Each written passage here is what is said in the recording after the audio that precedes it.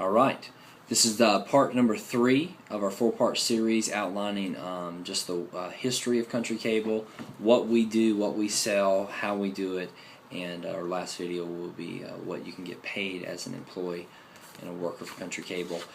This third one is how we sell and install, and this is just going to be outlining the way that we sell our systems, the way that we sell our services, also how we install them, and as well as some closing and sales tips on how to really get some sales.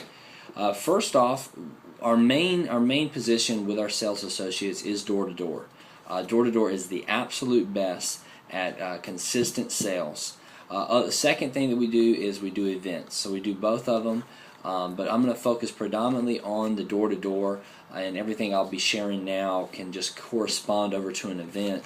If you're doing an event with us, we conduct ourselves pretty much the same way. The only difference is we're not knocking on a door, we're just approaching a person at an event. What we do door-to-door, we map out areas, and we find high-end areas that are more, you know that people are actually paying for these services. You don't want to go to an area where you don't think people are paying for TV or internet or phone, because you're going to be wasting your time. So our management will give you a map of where to go, where to door knock, and then we start off, we knock doors, and we just go. Every time you knock a door, 2-3 solid knocks, a couple feet back, step a few feet back. You don't want to be right on top of them when they answer the door. 1, shake their hand if you can, look them in the eye, and smile every time. And this is the way I do it. I say, hey, how are you doing? My name is Ben Price. I'm with Country Cable, and we're just in the neighborhood passing out business cards. And I reach out and I try to hand them this card. And I say, we're just handing out business cards. What TV service do you have? I hand them the card. I reach this card right in their face, just like that, and they take it from me. And then I ask them a 5-question survey that you guys will have. But I don't tell them, would you like to take a survey? I don't ask that. I hand them the card. I tell them who I am. Say, I'm just in the neighborhood passing out business cards. What TV service do you have? Immediately, they're going to respond. Whatever, Time Warner, DirecTV, Dish Network. They're going to respond with one of them. Then the next question I ask is, how long have you had it? The reason why I'm asking that is because if you know that they've only had it for a couple months, if they're with Dish or DirecTV, well, they just signed a contract. It's going to be really difficult for them to to get them to sell or buy what we want and cancel a $400 cancellation fee if they just signed a contract. So I ask them, how long have you had the service? And then I ask them, do you have a DVR or high definition? They say yes or no. Do you have do you pay for movie channels? They say yes or no. I also ask, how many rooms do you have the service in? They tell me 3 or 4. Then I ask them, how much do you pay for that a month? And whatever they may say, okay, $75, $80, and they have 2 rooms, and they have Time Warner, and they don't have any movies, and they do have a DVR. Then I ask them, are you happy with it? And some will say yes, no, and whatever. You get different responses. And then what I do after that, though, is when I'm asking these questions, I'm building a case up. I'm finding out how long they've had it, what services they have, okay? What basically I didn't know what they're paying for, okay? How many rooms it's in? Why? Because how long they've had it affects the contract. Secondly, how many rooms they have it in affects the price per month. If they have a DVR or not affects the price per month, and if they have movies or not affects the price per month. When I find out all those things, I have on the back of my sales guide a sales grid, and you'll be getting one of these. And that sales grid will tell me a price with every single package, how many rooms they need, and a DVR. What I do with that is I get that card. So let me take that card back from you. I take it out of their hand, and I say, you pay $75 a month. Our monthly bill is $35.99. We could save you a total of $40 a month, which ends up being $480 a year. And I hand that back to them just like this. I show them, you are paying this price, our price is this, and we can save you $480 a year. I give that back to them. Okay? Then Once I've gotten them, by this time I begin to get a feel of how this customer is. Okay, then I ask, do you think this is something you would like to do? Would you like to save this money and get a new service? And then I get a feel. Normally, you're going to get one of several questions back, but you always want to ask for that. Is this something you want to do? Do you think this is something you want to do? You want to ask for that close. Don't leave it in the customer's hands. You need to lead the conversation here. So then after that, they'll probably answer with a few questions. If you ask, do you want to do this? The first one normally, a lot of times, is I have to either wait for my husband or my wife to get home. My answer to that is, when do they get home? I can stop back by and I can show both of you how much money we can save you and what kind of new system we can give you. Question number 2.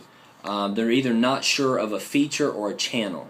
They'll say, well, I'm not sure about this, or I'm not sure about this feature or this channel that I like. What I do right then is I stop, okay, and I say, let me look that up for you right now. And if I don't know the answer, I either call our office, look in the materials that I've been given to find out. Like say it's a certain channel I've never heard of. I go to the channel list. I look to see if we have it. If it's a question about how many rooms and things working, if you don't know that question, I call the office to find out. Call the management. Third one.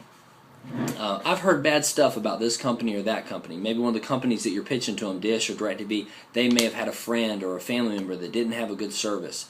And they say that. So what I always do is I reassure them of the quality of every company that we sell. And then I also let them know most people actually just have a bad experience with a person or someone on the phone, and they assume that that company is bad. And that's not the case.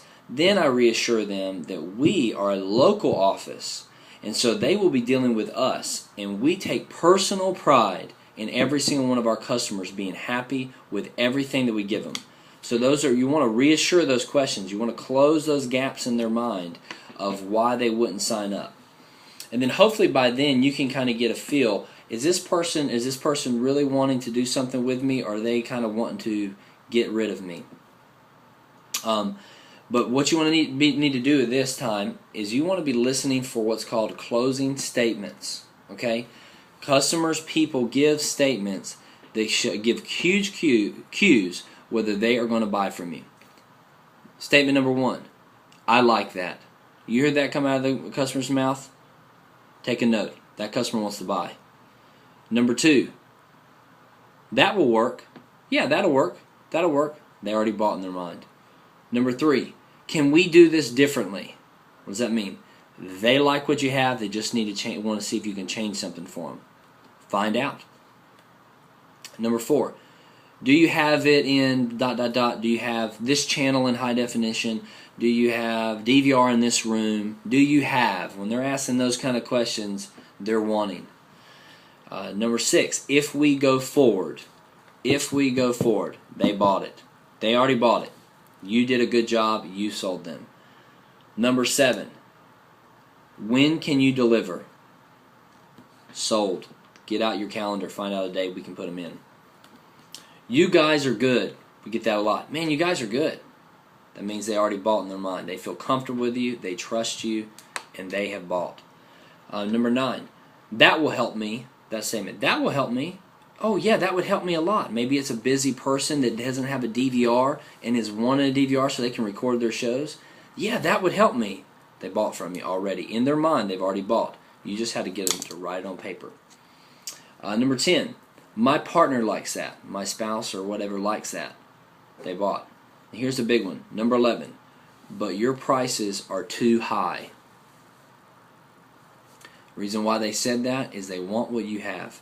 Now you just have to convince them that our prices are worth spending money on. And normally we're always lower, but it is true. There is occasions where we're a little higher than what they have, but they want what you have if they say your prices are too high. You hear any of these? Pull out your write-up sheet, write it down. It's time to sign this person up. And I always use, and this is my favorite, and you can develop your own style, but I use the assumption close. That means I've already assumed they've bought, and I ask, which day of the week will work for you for us to do this install? That's it. And then I normally give them the option between two options. We could do Thursday or Friday. Do one of those 2 days work for you? Oh, yeah. In the morning, is that okay? Yep. Between 9 and 10? Yep. Okay, I just need to get some information from you, and we'll start this order. There you go. That's everything I do, and I make sales every time. Okay. Now let's just say that they don't buy. What we do is if they don't buy but you know you have an interest, you take that customer's information that you've filled out on your survey. You also ask for their phone number. You ask their name, their phone number, those things. And you put that into your own lead sheet, and you follow up with that customer within 48 hours so that they don't forget about the good deals that you can do for them. Once we sell them and we set up an appointment date, just what we do, as far as our install, we install the Dish Network and the DirecTV. We do not install the Time Warner Internet and the Time Warner phone or the AT&T phone and the AT&T Internet. They come out themselves, and that'll be a separate deal that we'll inform them of the date that they'll be coming out. But as far as the install, the Dish and Direct, we come out ourselves, we install it. Our installer will fully answer any questions they have. He will walk them through everything. He will tell them where the satellite will go, how the installation will go. He will handle that 100%. So there's nothing to worry about as far as the installation goes. Our installers are more than capable of handling and communicating with our customers. But you want to reassure them of that. They'll come out. This is what they'll do. They'll put a satellite in where you can tell them where you'd like it to be, and they will answer any questions you have about the functionality of the system. So that's just a quick little how we sell, what we sell, a little bit there to give you some tips. And of course, we'll be working together on a weekly basis with training, but I wanted to give you a rough idea. All right, thank you.